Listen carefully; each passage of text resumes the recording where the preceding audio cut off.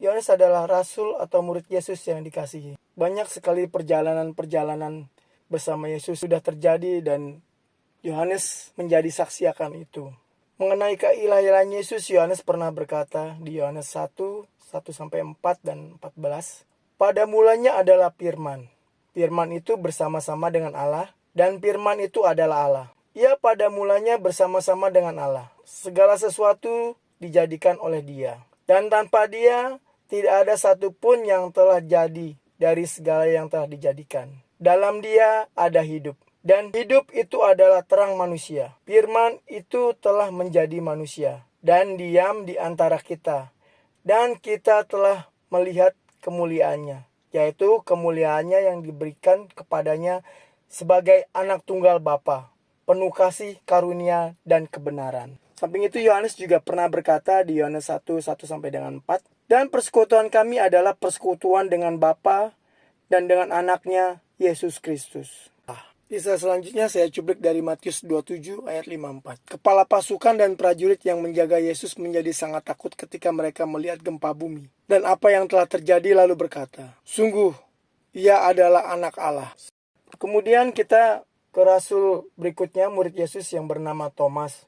Thomas adalah murid Yesus yang sempat meragukan kebangkitan gurunya. Di dalam penampakan Tuhan Yesus yang sudah sama-sama kita tahu bahwa Tuhan Yesus sudah berkata sebelumnya bahwa Dia akan bangkit di hari ketiga. Firman Tuhan Yesus sudah kita ketahui sebelumnya bahwa Dia harus menderita, sengsara dan mati dan bangkit pada hari ketiga. Tuhan Yesus telah menemui murid-muridnya setelah kebangkitan. Rasul Thomas dikisahkan dalam Yohanes 20 ayat 25. Maka kata murid-murid yang lain kepadanya, "Kami telah melihat Tuhan." Tetapi Thomas berkata kepada mereka, "Sebelum aku melihat bekas paku pada tangannya, dan sebelum aku mencucukkan jariku ke dalam bekas paku itu, dan mencucukkan tanganku ke dalam lambungnya, sekali-sekali aku tidak akan percaya." Walaupun murid-murid sudah memberitahukan kepada Thomas bahwa mereka sudah berjumpa dengan Tuhan Yesus, tetapi Thomas masih ragu-ragu.